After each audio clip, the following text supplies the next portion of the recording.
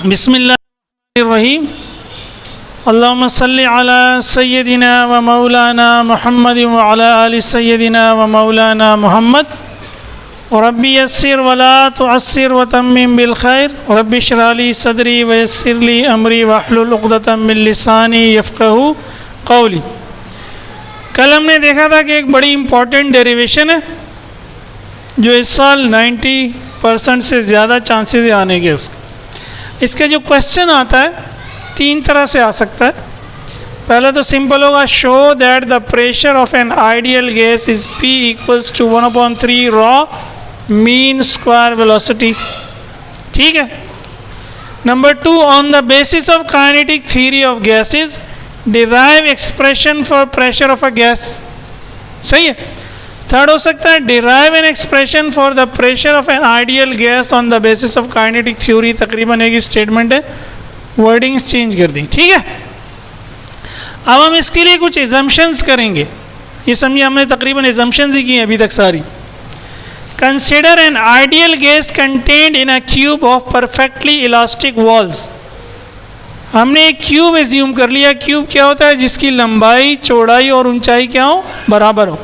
Length L है, width भी L है, हाइट भी L है, और उसकी वॉल्स इलास्टिक है, यानी जब उससे मॉलिक्यूल टकराएगा तो उसकी एनर्जी में कोई तब्दीली वाक़या नहीं होगी। अब हमने एज्यूम कर लिया कि L जो है किसी एक साइड की लेंथ है, तो एक अगर लेंथ एक साइड की है तो दूसरे साइड की भी L होगी, तीसरे साइड की भी, क्योंकि हमने कह दिया कि ये क्या है? क्यूब है। अगर ये क्यूब है तो ये साइड भी L है, ये साइड भी L है, और ये साइड भी L है, तीनों साइड L है। ठीक है। अब वॉल्यूम कैसे निकलता है किसी भी 3 डायमेंशनल साइड का? Length into width into height. इसकी लेंथ भी L हो गई, विड्थ भी L हो गई, हाइट भी L हो गई, तो V वॉल्यूम इसका क्या हो गया? L cube. ये वॉल्यूम हो गया क्यूब का। कल ये बात मैंने समझाई थी। हमने एज्यूम कर लिया कि m बराबर है मास ऑफ वन मॉलिक्यूल। इसमें बहुत सारे मॉलिक्यूल हैं, 1000 2000 मॉलिक्यूल हैं, एक का मास m है, और कैपिटल N हमने एज्यूम कर लिया नंबर ऑफ मॉलिक्यूल्स हैं। तो कल जो मैंने मिसाल दी थी कि अगर एक मॉलिक्यूल का मास 2 ग्राम है और 100 मॉलिक्यूल्स हैं, तो क्या करेंगे? 100 को 2 से मल्टीप्लाई कर देंगे, तो ये वो 2 है और ये वो 100 है, इन दोनों को मल्टीप्लाई कर देंगे तो क्या निकल आएगा? टोटल मास निकला। अब रॉ को हमने एज्यूम कर लिया कि ये डेंसिटी है, ये जो हमारा सिंबल है। डेंसिटी का फॉर्मूला होता क्या है? Total mass upon total volume. तो टोटल मास हो गया Nm, टोटल वॉल्यूम हो गया L क्यूब। ठीक है। अब इसमें ये जो बहुत सारे मॉलिक्यूल्स हैं N, उनमें से हमने कोई एक मॉलिक्यूल ले लिया और इसकी वेलोसिटी को हमने कहा V1। चूँकि दूसरा मॉलिक्यूल होगा उसकी वेलोसिटी होगी V2, तीसरा मॉलिक्यूल होगा उसकी वेलोसिटी होगी V3। चलते चलते जाएंगे, आखिरी जो मॉलिक्यूल होगा उसकी वेलोसिटी होगी Vn। अब N 100 है तो V 100 है, N 1000 है तो V 1000 है। इसको कंपोनेंट में रिजॉल्व कर लिया तो V1 के 3 कंपोनेंट, V1x, V1y, V1z हो गए।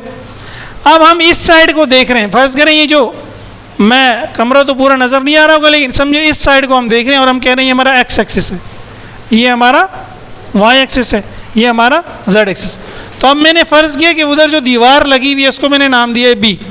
तो मेरा मॉलिक्यूल जाएगा, B से टकराएगा, और टकरा के, तो मैं x एक्सिस को कंसिडर कर रहा हूँ। ठीक है। तो मैंने कहा consider side B of the cube. अगर यहाँ चाहें तो हम लिख भी लें छोटा सा, ये जो हमने डैश डैश करके लाइनें ड्रॉ की हैं, तो क्लियर हो जाएगा कि इस साइड को हमने क्या ले लिया? x। ठीक है। y आप ऊपर ले लो, चलो z आप नीचे ले लो, तो और क्लियर होगी बात। ठीक है। तो अब क्या होगा? Molecule collide with it, molecules collide with it, exert a force, exert a pressure. Molecule इससे टकराते हैं और इसमें प्रेशर लगाते हैं। कल हमने देखा था प्रेशर का फॉर्मूला क्या होता है? Force per unit area. लेकिन इस पे जो प्रेशर लग रहा है अब सिर्फ मॉलिक्यूल्स की इस एक्स वाली मोशन की वजह से लग रहा है, या एक्स एक्सिस पे प्रेशर लग रहा है इस कमरे की।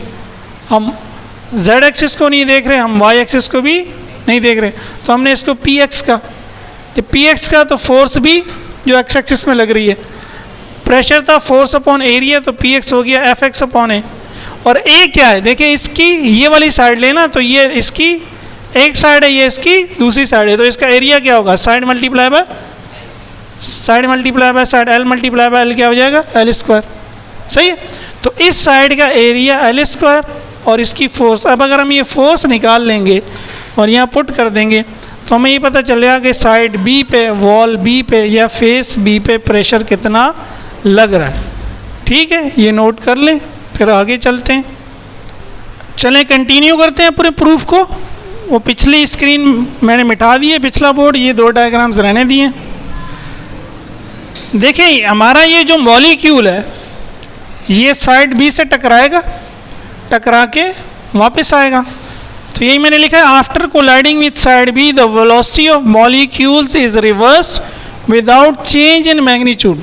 हमने कहा भी ना कि ये दीवारें इलास्टिक हैं, तो वेलोसिटी का डायरेक्शन तो चेंज होगी लेकिन मैग्नीट्यूड चेंज नहीं होगा। कल भी ये बात समझाई थी। तो अगर मुझे मोमेंटम निकालना है बिफोर कोलिजन, इसको मास से मल्टीप्लाई कर दूं, आफ्टर कोलिजन निकालना है तो इसको मास से मल्टीप्लाई कर दूं। तो momentum before collision M V one X, momentum after collision M multiply by minus V one X. तो ये क्या हो गया, minus M V one X. ठीक है। अब हमने चेंज इन मोमेंटम निकालना है, तो चेंज इन मोमेंटम क्या होता है, delta P final minus initial. अब मैं पूरा लिख नहीं रहा वरना और भी बड़ा हो जाएगा प्रूफ। तो फाइनल की तो अपनी वैल्यू है minus M V one X, ये वो फॉर्मूले वाला माइनस है, फाइनल माइनस इनिशियल वाला, और इनिशियल वाला क्या है, एम वी वन एक्स। तो ये दोनों मिलके क्या होगा, minus 2 M V one X. ठीक है। अब मॉलिक्यूल करेगा क्या, यहाँ से चलना शुरू करेगा, टकराएगा, टकरा के दोबारा वापस आएगा। तो ये देखें, हम कह रहे हैं कि ये जो यहाँ से चल के यहाँ जा रहा है और यहाँ से फिर वापस आ रहा है, ये भी एल है, ये भी एल है। तो टकराने के लिए जो वो डिस्टेंस कवर कर रहा है वो क्या है, एल प्लस एल। एल जाने के लिए लिया, एल आने के लिए लिया। अच्छा, तो अगर हम टी एज्यूम कर लें कि टाइम है कोलिजन का जिसमें वो डिस्टेंस कवर कर रहा है आने और जाने का भी, तो हमें पता है कि एस बराबर होता है वी टी। यहाँ से टी निकालूंगा तो v यहाँ पे जाके डिवाइड हो जाएगा, टी बराबर हो जाएगा एस अपॉन वी। अब यहाँ s क्या है, l प्लस l, कितना हो गया 2l। वेलोसिटी क्या है हमारी मॉलिक्यूल नंबर 1 की x डायरेक्शन की वेलोसिटी, इसको हमने क्या कहा है v1x। अब ये टाइम और ये मोमेंटम को मैं रख दूंगा फोर्स के फॉर्मूले में, जो कल भी मैंने समझाया था, न्यूटन सेकंड लॉ के फॉर्मूले से निकलता है कि फोर्स बराबर है change in momentum upon time. तो change in momentum divided by time, change in momentum की ये वाली वैल्यू और टाइम की ये वाली वैल्यू यहाँ रख दी, डिवाइड को मल्टीप्लाई किया, ये ऊपर चला गया, ये नीचे आ गया, 2 से 2 कैंसिल हो गया, बाकी आपके पास बच गया m1x multiply by m1x, m1x square minus m अपनी जगह पे अपॉन में l अपनी जगह पे। अब अगेन यहाँ थोड़ा सा न्यूटन थर्ड लॉ हो जाता है। न्यूटन थर्ड लॉ क्या कहता है, जब मॉलिक्यूल दीवार से टकराएगा, जब मॉलिक्यूल दीवार से टकराएगा तो मॉलिक्यूल दीवार पे फोर्स लगाएगा और दीवार मॉलिक्यूल पे फोर्स लगाएगा। ये जो हम चेंज इन मोमेंटम से फोर्स निकालते हैं, ये वो फोर्स होती है जो लग रही होती है उस पे, जो उस बॉडी पे।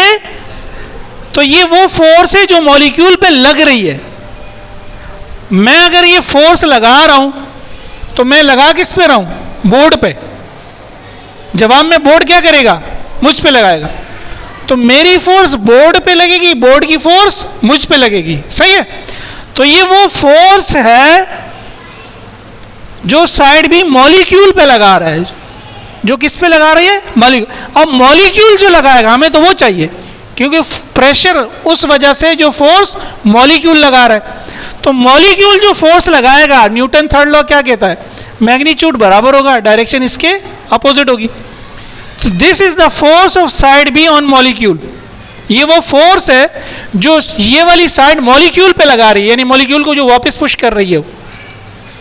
According to Newton third law, force F1x, molecule जो फोर्स लगा रहा है उससे जाके जो टकरा रहा है वो क्या होगी, वो इसके अपोजिट होगी, मैग्नीट्यूड में इक्वल होगी। उसको हमने नाम क्या दिया, F1x। वो माइनस ऑफ F का मतलब है डायरेक्शन चेंज हो गई। तो वैल्यू पुट कर दी इसकी, माइनस माइनस क्या हो गया, प्लस।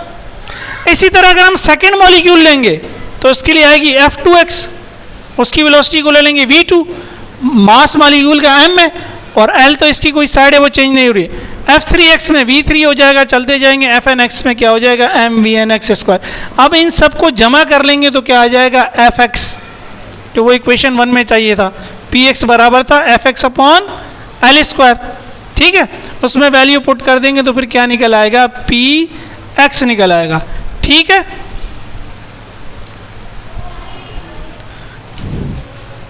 चले हम कंटिन्यू करते हैं।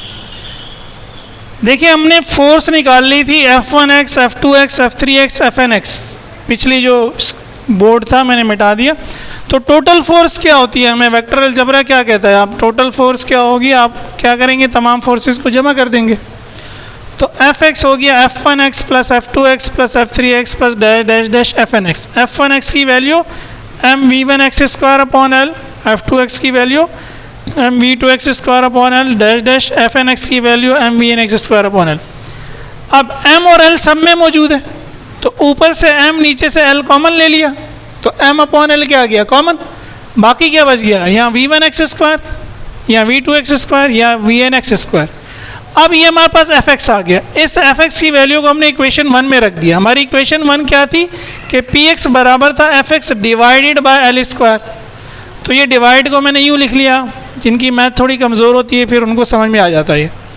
अब fx की जगह तो fx आ गया, ये रहा fx की जगह यही fx आ गया, ये पूरा का पूरा उठ के इधर आ गया, ठीक है। और ये जो डिवाइड एल स्क्वायर हो रहा था इसको मल्टीप्लाई कर दिया 1 अपॉन एल स्क्वायर हो गया। अब ऊपर वाले से मल्टीप्लाई होगा नीचे वाला, तो L multiply by L square क्या हो गया एल क्यूब, ऊपर m है और ये पूरी ब्रैकेट है, जब ये 1 से मल्टीप्लाई होगी तो यही रहेगी। फिर मैंने एक काम और किया, अगले स्टेप में इसको n से मल्टीप्लाई भी कर दिया और n से डिवाइड भी कर दिया।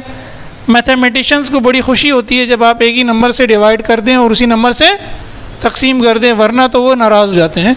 आप मल्टीप्लाई n से कर दें, डिवाइड 2n से कर दें तो क्या होगा, मैथमेटिशियंस खबरों से उठ के आ जाएंगे फिर, सही है, क्योंकि इक्वेशन फिर चेंज हो जाएगी ना।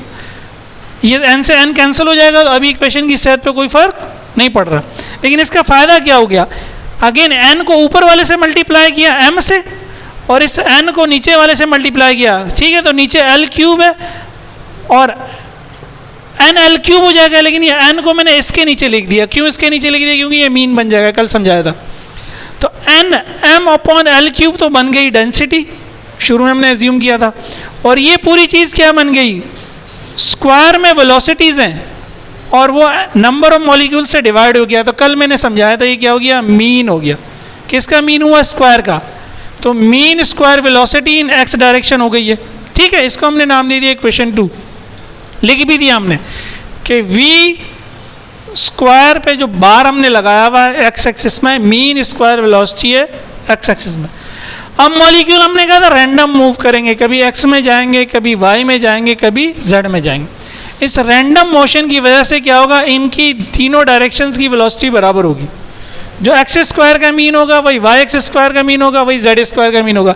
अब अगेन थोड़ा सा फर्स्ट ईयर का चैप्टर 2 अगर याद करें, एक तो हम वेक्टर को कंपोनेंट में डिवाइड करते थे, फिर हम कंपोनेंट से वेक्टर दोबारा निकालते थे। वो कैसे निकालते थे, अगर ए वेक्टर था तो ए बराबर होगा अंडर रूट ए एक्स स्क्वायर प्लस ए वाई स्क्वायर प्लस, तो जब अंडर रूट खत्म करेंगे दोनों साइड का स्क्वायर लेंगे तो क्या हो जाएगा, ए स्क्वायर बराबर है ए एक्स स्क्वायर प्लस ए वाई स्क्वायर प्लस ए।